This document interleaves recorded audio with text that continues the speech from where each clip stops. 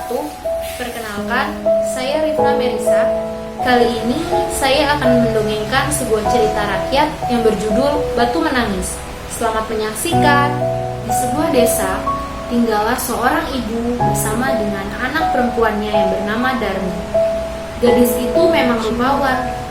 Sayang, sifatnya tak secantik wajahnya. Darmi adalah gadis yang pemalas, yang hanya gemar bersolek. Setiap hari, dia hanya mematuk dirinya di depan cermin, mengagumi kecantikan wajahnya. Aku memang jelita. Lebih pantas bagiku untuk tinggal di istana raja dibandingkan di gubuk reok seperti ini. Matanya memandang ke sekeliling ruangan. Hanya selembar kasur yang tidak empuk, tempat dia tidur yang mengisi ruangan itu.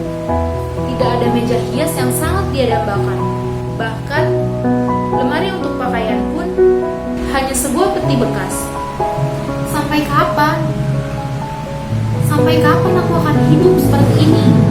Darmi memang bukan anak orang kaya.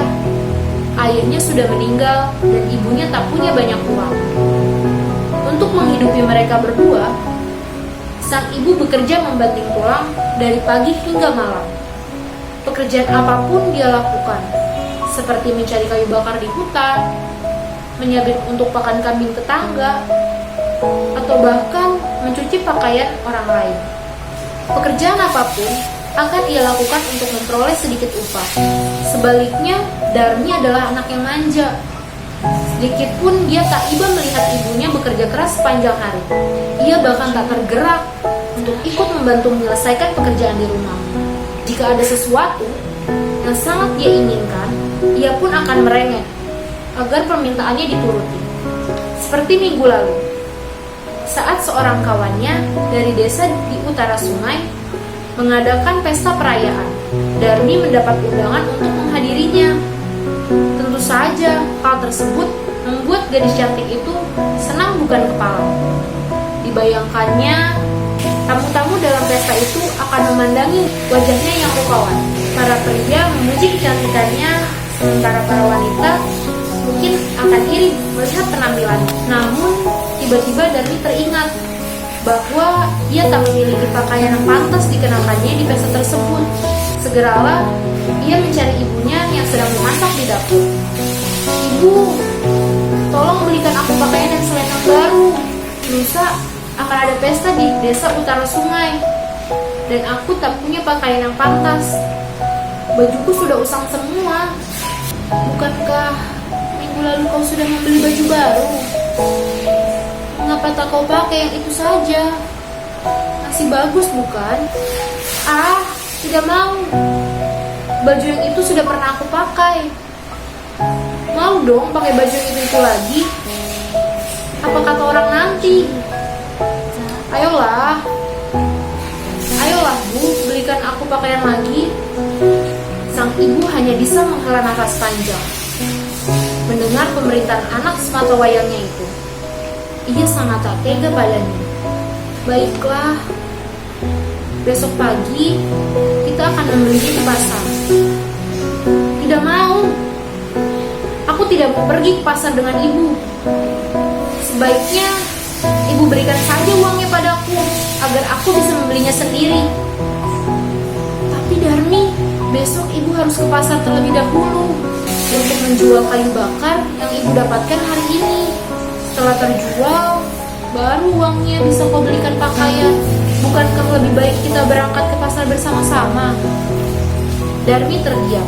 Ia sebenarnya tak ingin pergi ke pasar bersama ibunya. Ia malu dan khawatir jika ada orang yang melihat berjalan bersama wanita tua itu. Akan tetapi, gadis itu tak punya alasan untuk menolak, sebab tanpa uang hasil penjualan kayu bakar, ia tak mungkin bisa membeli pakaian baru. Akhirnya, Darmi masuk ke kamarnya sambil cemberut dan menggerutu. Keesokan paginya, mereka bersiap hendak ke pasar. Darmi terlihat sangat cantik dengan baju merah mudanya yang terlihat mahal, sementara ibu mengenakan pakaian lusuh.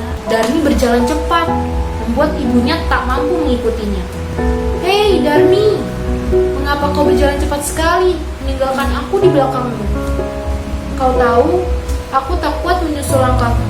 Darmi diam saja dan terus mempercepat langkahnya. Ia tak ingin ketahuan berjalan bersama ibunya. Di tengah jalan, Darmi disapa oleh beberapa orang dari desanya. "Hei Darmi, mau pergi kemana kau?" "Aku mau pergi ke pasar." "Oh, siapa nenek yang di belakangmu itu? Ibumu kah?" Seketika, wajah Darmi terlihat memerah karena malu. "Oh, bukan. Mana mungkin dia ibuku." Ia pun segera mempercepat langkahnya agar tak ditanya-tanya lagi.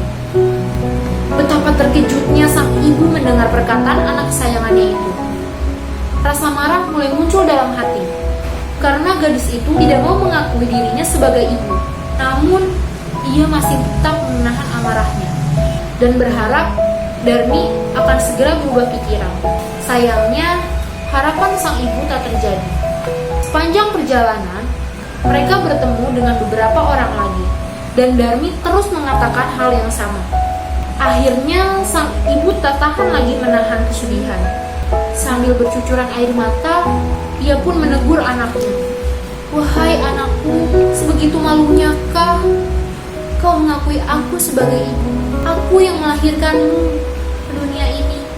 Apakah ini balasanmu pada ibumu yang menyayangimu?" Darmi menoleh kesal dan membentak. "Aku tidak minta dilahirkan oleh ibu miskin sepertimu. Aku tidak pantas menjadi anakmu. Lihatlah wajah ibu.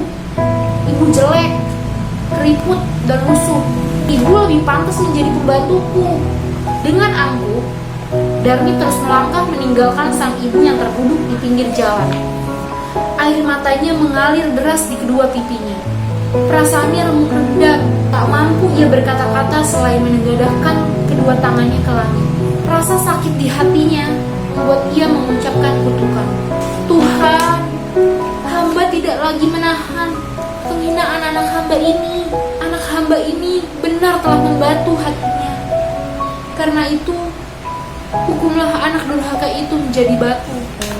Tiba-tiba, langit menjadi gelap, awan biru berubah mendung, dan kilat menyambar-nyambar diiringi guntur yang menggelegar. Darmi merasa sangat takut. Lalu ia mencoba berlari menjauh. Saat itulah ia menyadari bahwa kedua kakinya berubah menjadi batu. Darmi menjerit ketakutan. Mengerikannya perasaan yang dialaminya ketika mendapati kedua kakinya berubah menjadi batu. Ia kian ketakutan. Mendapati pinggangnya pun berubah membatu. Sadarlah ia, semua itu terjadi karena kedurhakaannya kepada ibunya. Maka dia pun berteriak-teriak, "Ibu, ampuni aku, Ibu. Ampuni kedurhakaan anakku ini, Bu." Namun, semuanya telah terlambat bagi Darmi. Sang ibu hanya terdiam, sama sekali tak berusaha mengabulkan permohonan anaknya yang telah berbuat durhaka terhadapnya. Ia merasa telah cukup mengalami penderitaan yang diakibatkan anaknya itu, hingga akhirnya seluruh tubuh Darmi berubah menjadi batu. Batu jelmaan Darmi itu terus meneteskan air, seperti air mata penyesalan yang menetes dari mata jelita. Orang-orang yang mengetahui ada air yang terus menetes dari batu itu kemudian menyebutnya batu menangis.